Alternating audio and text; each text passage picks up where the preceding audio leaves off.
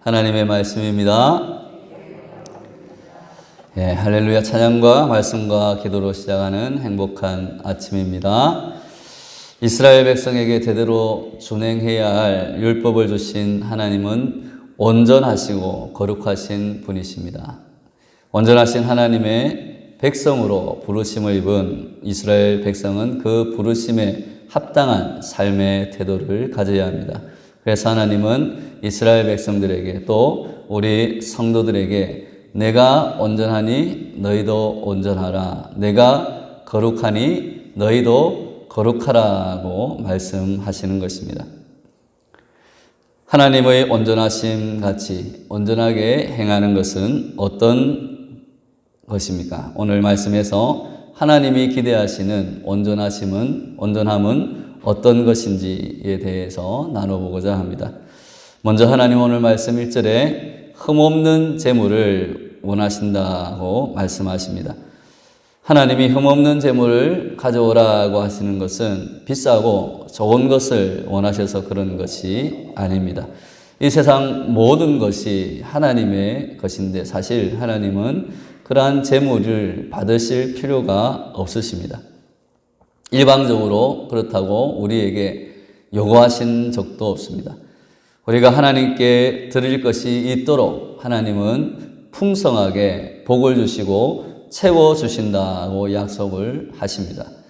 또 우리가 가난한 자들이 있다면 그 가난한 자들은 또 그 형편에 맞게 작은 것을 드려도 하나님은 기뻐 받으신다고 말씀해 주셨습니다. 그러면 왜 흠없는 제물일까? 그것은 눈에 보이는 제물이 아니라 우리의 마음가짐을 보시겠다라는 것입니다. 우리의 마음을 드리는 것이 중요하다라는 것입니다. 우리가 잘 아는 가인과 아벨을 생각해 보면 쉽게 이해할 수 있습니다.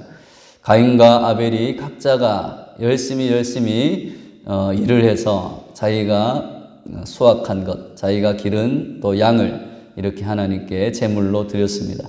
그런데 아벨의 제물은 받으시고 가인의 제물은 받지 않았습니다. 어떤 제물을 바쳤느냐, 그것이 중요한 것이 아니라 창세기에 보면 가인과 그 제물은 받지 않으셨다. 아벨과 그 제물은 받으셨다. 먼저 그 사람을 보신다는 것입니다. 제물을 먼저 보시는 것이 아니라 그 제물을 어떻게 그 사람이 드리느냐, 그 마음 자세를 보시겠다라는 것입니다. 그러므로 우리 인생에 흠이 많더라도 우리 마음과 우리의 믿음을 하나님께 드릴 때, 우리가 영과 진리로 하나님께 나아와서 예배 드릴 때 하나님은 그리스도 안에서 우리를 흠없는 제물로 받아주실 줄로 믿습니다. 예수 그리스도를 통해서 죄 많은 우리들이지만 실수하고 흠이 있는 우리 인생이지만 하나님께 우리가 정성을 다해 마음을 다해 나아올 때 예수 그리스도를 통해서 우리를 의롭다 하시는 그 하나님을 오늘도 바라보고 하나님께 마음과 정성을 다해서 드리는 저와 여러분 되시기를 바랍니다. 이어서 모세는 누군가 우상을 섬길 경우에 자세히 조사해서 죄의 증거가 분명해지면 그 자를 성문 밖으로 끌고 가 돌로 쳐서 죽이라고 명하고 있습니다. 우리 모두도 이 말씀에서 자유롭지 않습니다. 우리가 눈에 보이는 신을 섬기지는 않지만 하나님 외에 의지하는 대상들, 즉 우리가 의지하며 살아가는 하나님보다 더 의지하며 살아가는 그러한 우상들이 많이 있기 때문입니다. 우리도 사실은 성문 밖으로 끌려가 죽임을 당해야 마땅한 그러한 죄인들입니다. 그런데 우리 대신 아무 죄도 없으신 예수님이 우리 대신 성문 밖으로 끌려가서 십자가에 못 박혀 돌아가셨습니다. 그것은 우리를 사랑하시고 우리를 구원하시기 위해서 우리 대신 영문 밖에서 십자가의 형벌을 받으신 줄로 믿습니다. 그 은혜로 구원받은 우리가 지금도 여전히 의지하고 있는 우상은 어떤 것들이 있습니까? 그것을 살펴보아야 합니다. 아마도 저를 포함한 많은 사람들이 돈과 쾌락과 명예와 권세 혹은 가족들이 우리의 우상이 될 수도 있을 것입니다. 이런 것들로 인해 우리의 삶의 영적 질서가 깨어지고 삶이 때로는 황폐해지며 무너질 때가 있다는 것입니다. 그래서 우리는 하나님 외에 다른 우상들을 섬겨서는 안 됩니다. 하나님은 그래서 계속해서 우상을 섬기는 것이 가장 심각한 죄이고 가장 첫째 되는 죄악이다라고 우리에게 알려주십니다. 왜냐하면 다른 우상을 섬기면 반드시 그 우상과 함께 인생이 망하게 되기 때문입니다. 그 우상이 결국은 우리를 멸망의 길로 인도해 가기 때문입니다. 그래서 하나님은 우상을 섬기지 마라고 계속해서 우리에게 강조하고 있습니다. 사랑하는 여러분, 우리는 오직 하나님과 예수님만을 사랑하고 의지해야 할 줄로 믿습니다. 그래서 성령의 인도하심에 따라서 하나님의 말씀대로 말씀에 순종하며 살아가야 우리가 진정으로 살아날 수 있고 또한 하나님께서 원하시는 온전한 삶을 누릴 수 있는 것입니다. 그리고 하나님께서 약속하신 약속의 말씀을 이루며 하나님이 예비하신 복락을 누리게 되는 줄로 믿습니다. 계속해서 우상 숭배를 재판할 때 우리의 온전한 행위를 사람들을 대할 때도 보여야 된다고 성경은 말합니다. 이스라엘 백성은 누군가 우상을 섬겼다는 소식을 들었을 경우에 반드시 사실 여부를 조사하고 한 사람의 증언만 듣고 판단하는 것이 아니라 두세 사람의 증언을 근거로 판결하라고 규정하고 있습니다. 이것은 다른 사람을 판단하는 일에 신중해야 한다는 것을 우리에게 말해줍니다. 이 규정은 우리 일상에도 적용해야 하는 중요한 교훈을 담고 있습니다. 우리는 우리 공동체 안에서 또는 교회 안에서 누군가에 관한 소문을 들었을 때 사실 여부를 확실히 알아보기보다는 그 소문을 그대로 믿고 그 사람을 함부로 판단하는 경향이 있습니다. 그러나 대부분 소문은 사실과 다르거나 과장된 경우가 많이 있습니다. 사실인 경우에도 당사자의 입장은 반영되지 않고 그 사람을 험담하는 쪽으로만 소문이 나는 경우가 많습니다. 지금 우리 언론도 마찬가지입니다. 우리 사회에서 가짜뉴스, 특히 교회 안에서 보수적인 그런 성향의 단체에서 교회의 가짜뉴스들을 많이 퍼나르고 그것을 또 전달해서 많은 오해와 또 거짓들을 낳고 있는 것이 지금 우리 교회의 현실입니다. 그러므로 우리는 그러한 것을 대할 때 공정하게 정말 그것이 사실인지 알아볼 필요가 있는 것입니다. 따라서 어떤 소문이든 당사자의 입장과 상황을 정확히 파악한 후에 공정하게 판단하는 것이 중요합니다.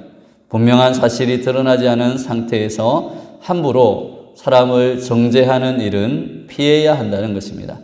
잘못된 소문으로 인해 한 사람이, 한 지체가 공동체 안에서 상처를 받고 오해를 받는 것은 공동체 전체를 죄로 오염시키는 일이다라고 하나님은 말씀하십니다. 예수님은 그래서 소자에게, 작은 자에게 한 것이 바로 예수님에게 한 것이다고 말씀하십니다.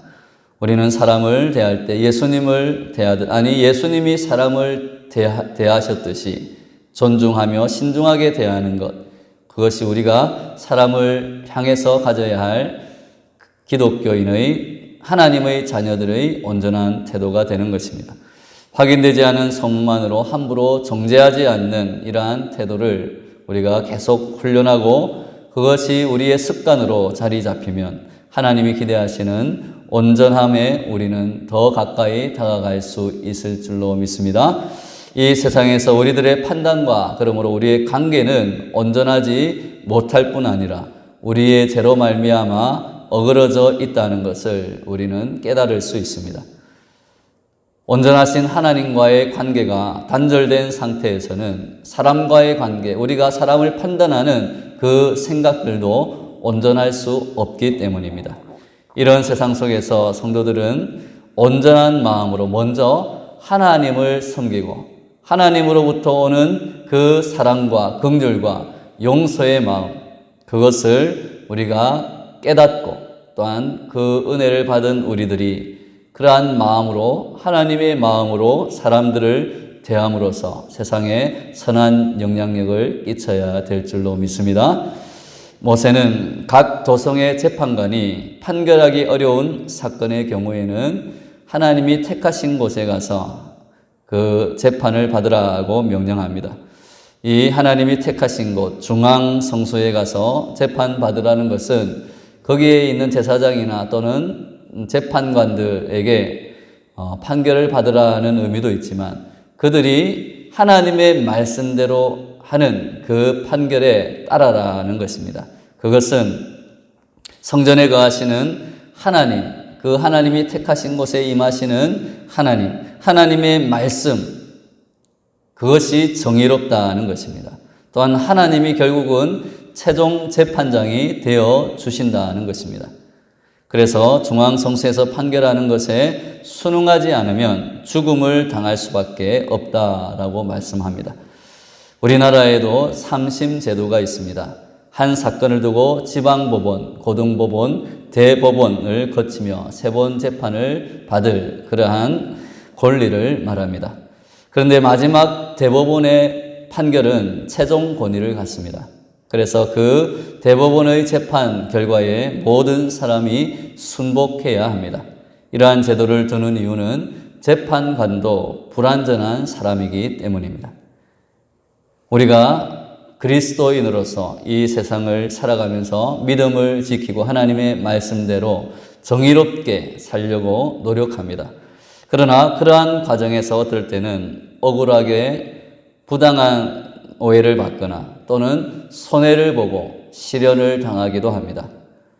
누구도 우리가 기독교인이라고 해서 믿어주거나 신실성을 그렇게 보장해 주지도 않습니다. 그때 우리는 억울하거나 또는 원망할 것이 아니라 우리 세상의 사람들은 판단에 있어서 또 판결하고 또 우리를 생각할 때 불완전하기 때문에 그럴 수 있다. 그러나 우리의 최종 재판장이신 공의의 하나님이 결국은 마지막에 정의롭게 우리를 판단하시고, 아니 지금도 우리를 하나님의 공의의 눈으로 바라보시고 우리를 믿어주신다는 것을 생각해야 할 줄로 믿습니다. 그리고 장차 백보자에 앉으신 예수님이 우리의 억울한 문제들을 하나하나 판단해 주시고 악인들은 심판하시고 우리들은 하나님의 그 자녀로서 영광의 자리에 앉혀 주실 것을 믿어야 할 줄로 믿습니다. 그때 우리는 참된 위로를 받고 하나님이 높여주심을 그 영광을 맛보게 되는 것입니다. 그러므로 우리는 불완전한 우리의 생각과 이 세상의 판단을 의지하는 것이 아니라 완전한 재판장이신 예수님만을 믿고 의지해야 하는 것입니다. 사람은 실수하지만 하나님은 실수하지 않으십니다. 사람이 실수하더라도 하나님이 신실한 자들을 반드시 지켜주실 것입니다. 하나님은 우리가 하나님만 믿고 의지하는 거룩한 공동체가 되기를 원하시는 것입니다. 사랑하는 여러분, 오늘 하루도 하나님을 온전한 마음으로 섬기고 우리 속에 있는 우상들을 제거하며 하나님의 정의를 실천하려고 노력할 때 하나님과 사람들 앞에서 온전한 신앙인으로서 서가는, 성숙해가는 저와 여러분 되시기를 예수님의 이름으로 축원합니다.